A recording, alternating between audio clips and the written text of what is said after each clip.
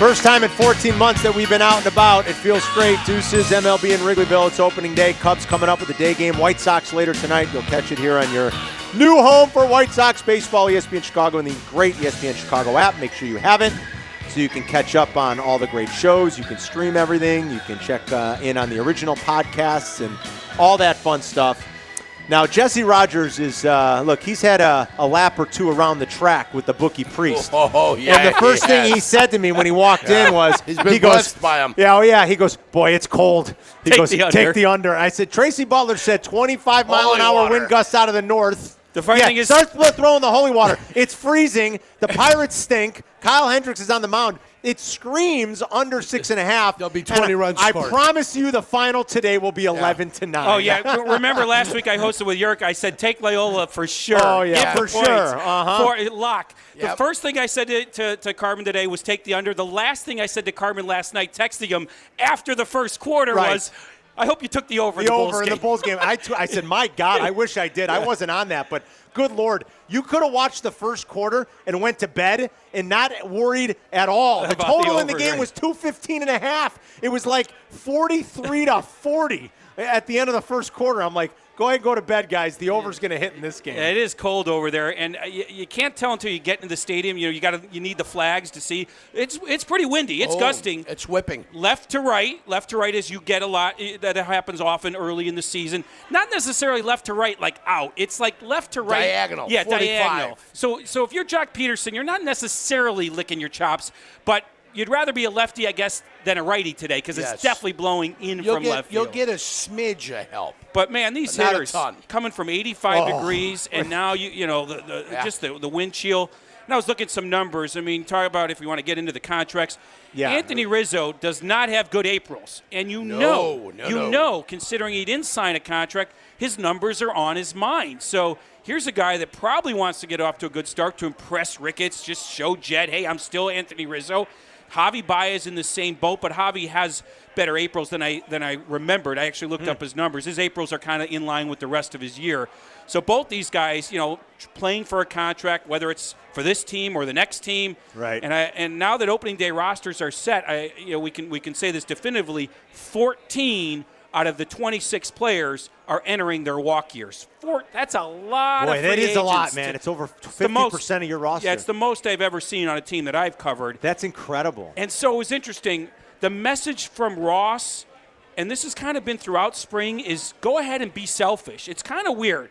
It's kind of weird because normally you wouldn't say that. But baseball, I guess, in some ways, if a hitter gets his, it's going to help the team, right? And there's more one-on-one in baseball. And so even yesterday's message to the team was, it wasn't like Madden's message in 16, we're on a mission. It was, you guys each individually are on a mission. Interesting. Wow. He tailored his message to the fact that he has 14 guys entering their walk years. That is strange. That is an incredibly high number when you think about it. Screw each other. You're out for yourself. Sort of. Well, you always say that's the case anyway, though, Jurk, Yeah, that's right? true. They all know it. You're always concerned about what you're doing. Jess, will there be, take us through the week with Rizzo? I mean, maybe some posturing, maybe just some negotiating, the way he came out with you guys earlier in the week. But, Jed seemed to say or hint yesterday that, well, there's nothing to say that we still can't get a deal done. Are they negotiating at this point? They're not daily negotiating, no. Something would have to change, meaning the Cubs up their offer or Rizzo says, I'm off to a bad start. I better take what I can get. So it's not like before 1:20 today they're going to swoop in all of a sudden and say, no. 11th hour, we got a deal done. No, nothing like that. And that's the sad part about this thing.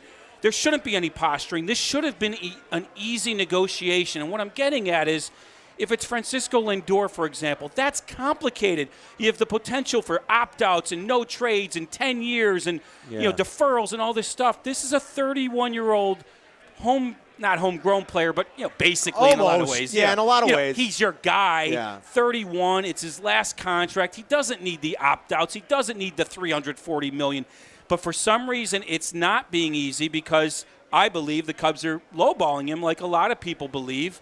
If you use some precedents, I think they're coming in very low. Are they lowballing him because they see a declining, a depreciating asset, or because they, as our friends from the NWI over here joked, Ricketts isn't coming today because he doesn't have gas money? Right. Are they, why are they lowballing him so much? My answer is I don't know. I'm not going to pretend like I do, but if I had to choose, it'd be the latter. That they don't have the money. They don't have the money, or they don't want to spend the money. However you want to put it. I think, and I've reported this throughout the offseason, they're taking a very business-like approach to everybody. And the first person that takes a team-friendly deal is going to sign up. Otherwise, everyone's eligible to be moved. Where's the contract offer now at? Somewhere between 60 and 70 million. For how many years? 5. Will it go to 80? It's a long way away from 130 that Paul Goldschmidt got. Right. Oh my God! Right. I mean, I think it'll go to 80. I think it will take at least 90 to get it done. It's a lot closer to where I had it, isn't it? Wow. Yeah, it is. Yeah. It is. Okay. There's no way he's taking 60 or 70. No way. Salvador Perez got 80. That's a catcher. I mean, on the really, Kansas City on Royals. the Royals. I mean, on the Royals. So I don't know why 5 and 100 wasn't just, let's do it. Boom, 20 a year for 5 years. Let's do that. He might settle for 90. Again, now that you throw in the dynamic of the regular season, if he gets off to a hot start, well, I'm holding out for that 100. If he gets off to a slow start, okay, maybe I'll take 85. That is part of it. So it's really weird, and I know Rizzo has worked hard to start off better. He's dove into some analytics, things that he hasn't done well in April for whatever reason. He's trying to address.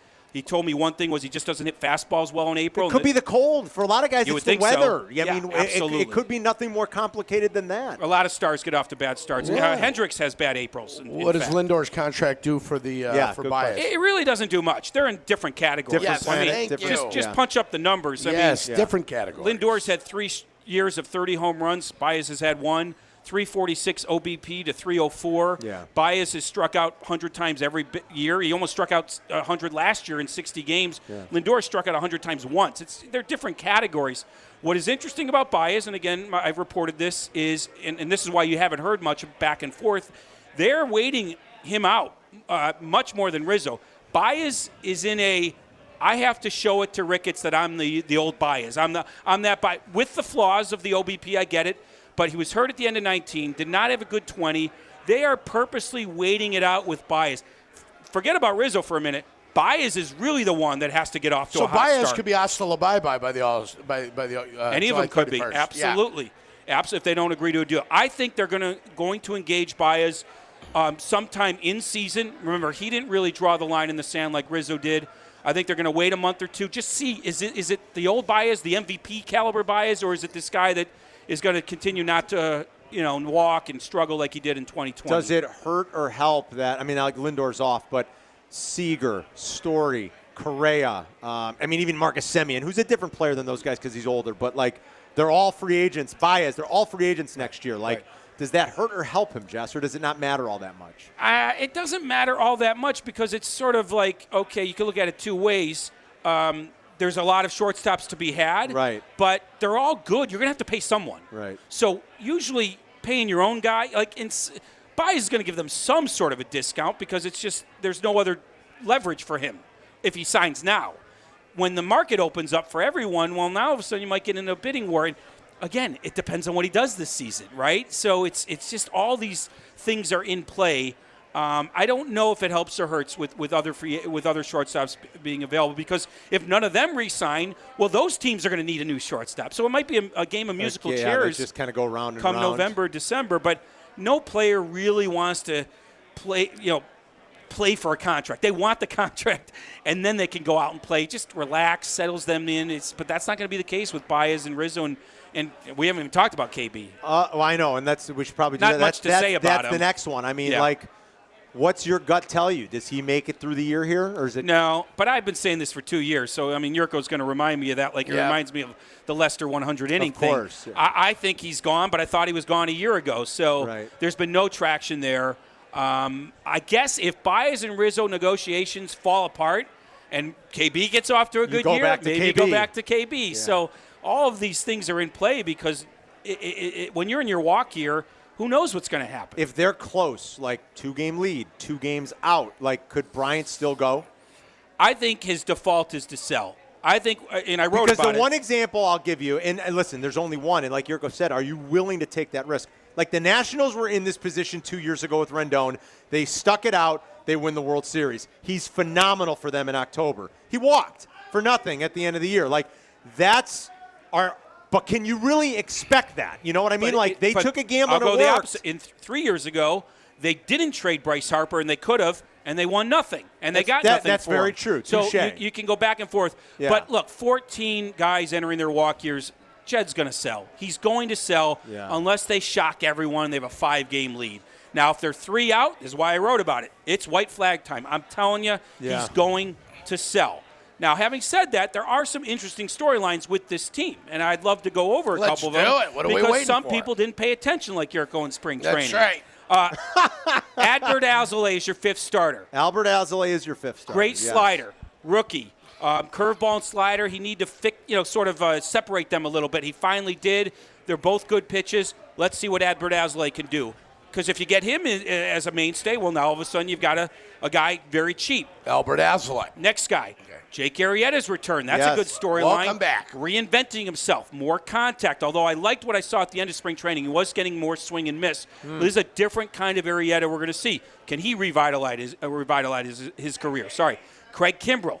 He's your closer. Oh, boy. No doubt about it. I don't even know who the next guy would be. He's awful. Free agent to be. He had an up and down spring training. No, he's terrible. He's awful. He's not played to the contract they gave him. If he finds his groove, he'll be the first guy traded. I would think so. That could be in June. I'm blaming Theo on that one, too.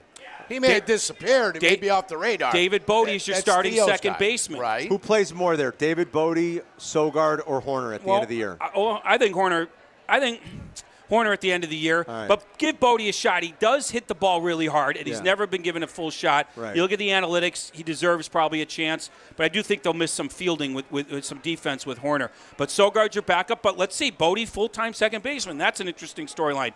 Jock Peterson, I mean, he crushed everything in the spring. I wish he picked the Sox. I do too. What really happened? Was it just because somebody on Twitter was saying, it wasn't just that he wanted to wait it out and see if he could get a better offer after what the White Sox offered him, but that the Sox were telling him, look, you're platooning. You're not going to play against lefties. And he waited out a team that was going to give him a shot to play every day. And even though it's $3 schmil less, he chose here because they're really going to give him a shot against lefties. Is that what happened? In hearing from him all spring, it does make sense what you say about playing every day. He's so interested in being that complete player. And remember, if you're a complete player at that point, you're a free agent again. Now you get the massive deal if he does hit lefties.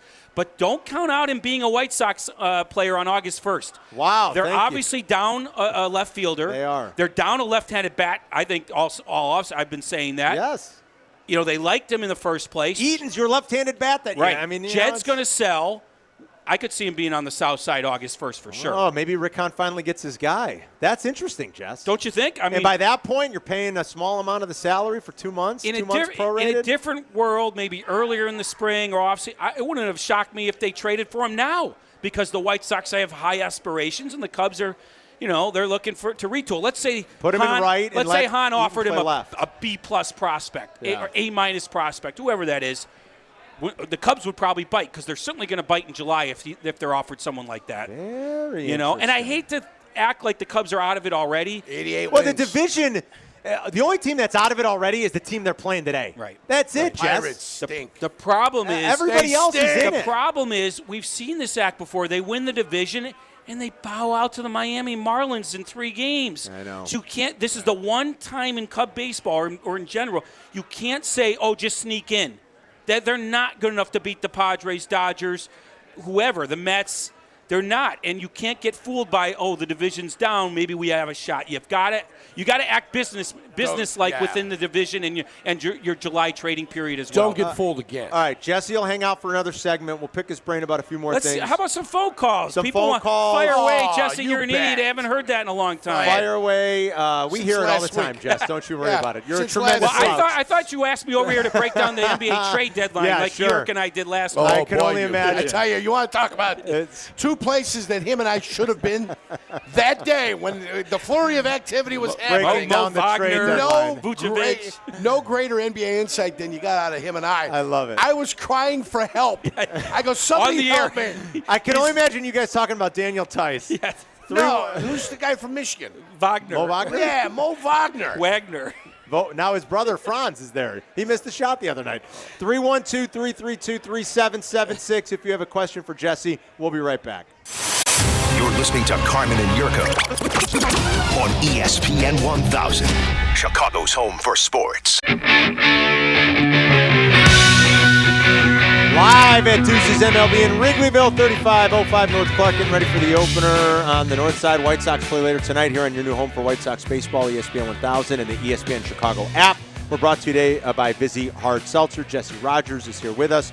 We've got some calls, but real quick, you said you had a Sox-related Well, wager I have a MLB prop for you. And for me, okay. It has some relation to the White Sox. Okay. Because we did a bunch of Cubs Sox props earlier. Give me All right, so next ahead.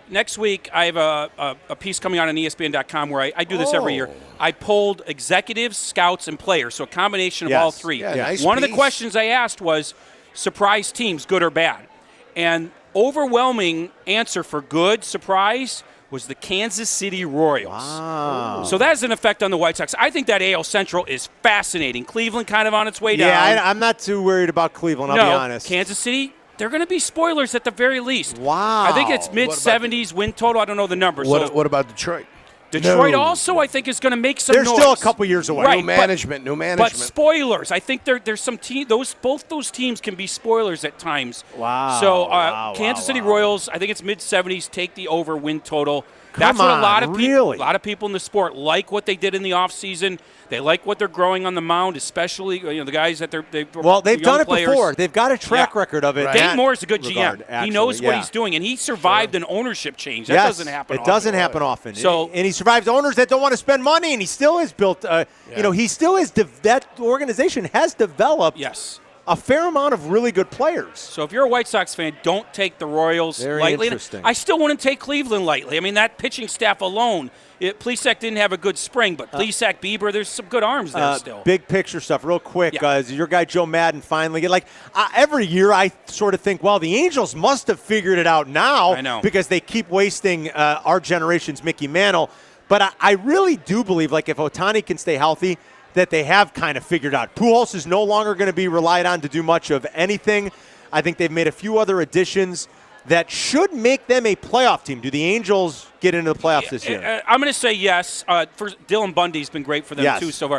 I'm going to say yes, not so much because I think Joe Madden and the Angels are the 100-win team, but the division is finally coming down. Houston is not the old Houston. Not the old They were Houston. under 500 last year. Yeah. Oakland always is there, but we know they're not the Yankees. You know what I mean? They're good, but they'll get in wild card or maybe even sneak in winning the division. I'm telling you, and I'm just saying this as a baseball fan. Obviously, I love watching Cubs Pirates today, but tonight it's Whiskey Thursday in the Rogers household. Yes. TV down, radio up. Thank Len you. Casper. This is fun. Giolito versus Ohtani, Trout. I asked Giolito on the Zoom yesterday. Talk about, I thought Bundy was starting tonight, not Ohtani. No, I'm saying at the plate. Ohtani at the plate. I plate. got you. Ohtani at the He plate. had a great spring at the plate. Quit They asked thinking. Giolito about the lineup. I mean, he's like, this is the way to start the season, man. It's true.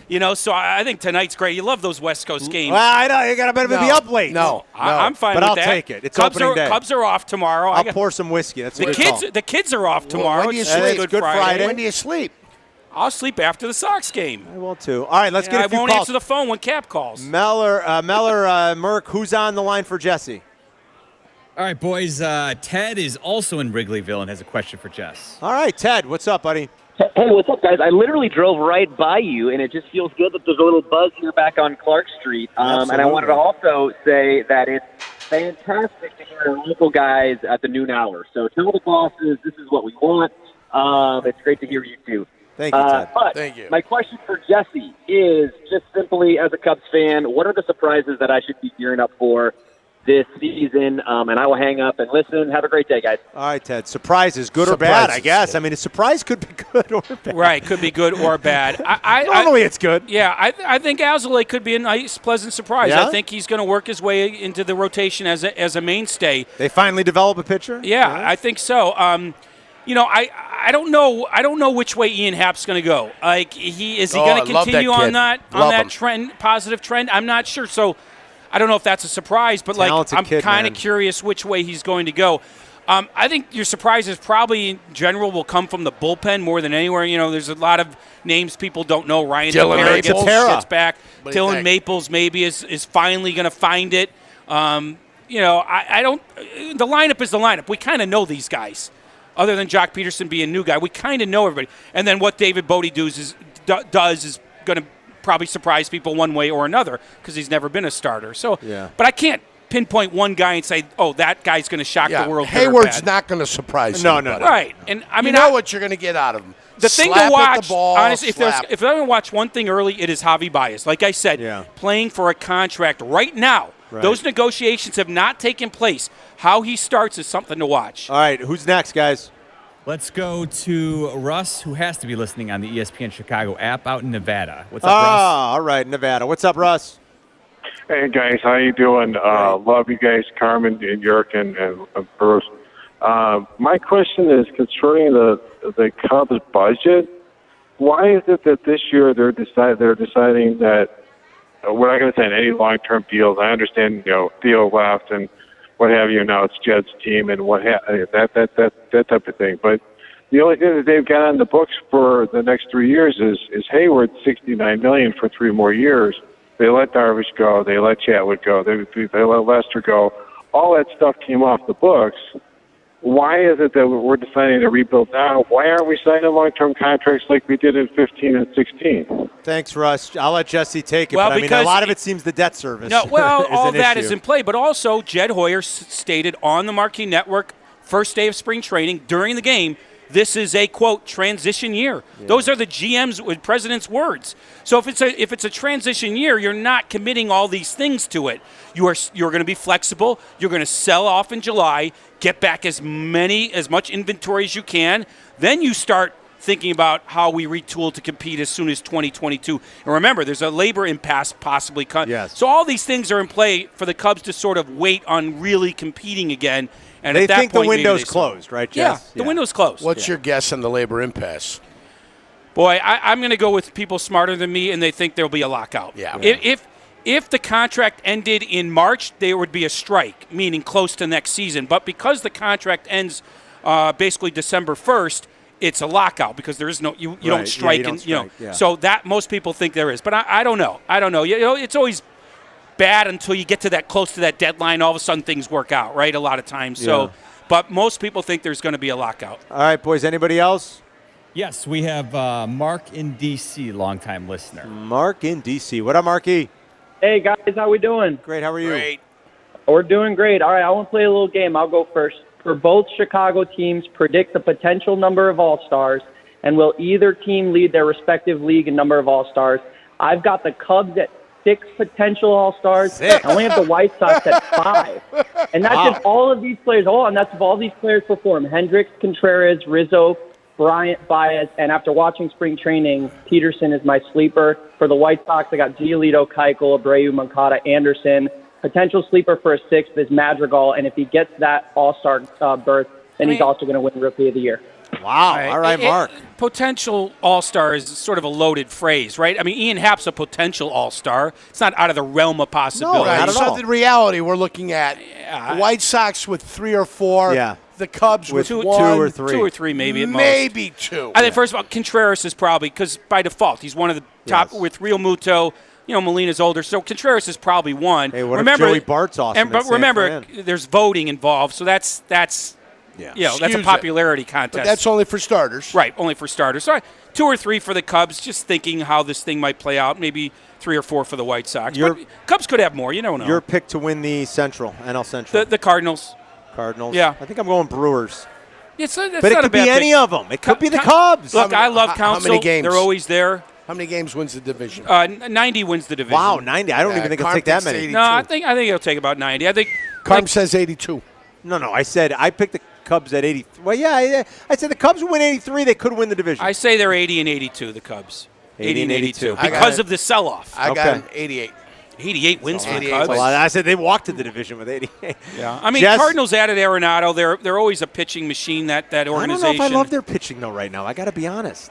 They do know how to do it, though. They seem to bring guys up that can do it. I like the Brewers pitching better than the Cardinals pitching.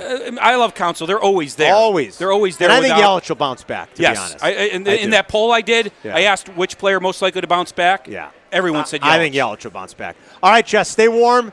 You're the man. Thank you. Yeah, we'll talk to you next week. We'll talk to you next week for sure. You got it. Take care, There's guys. Jesse Rogers.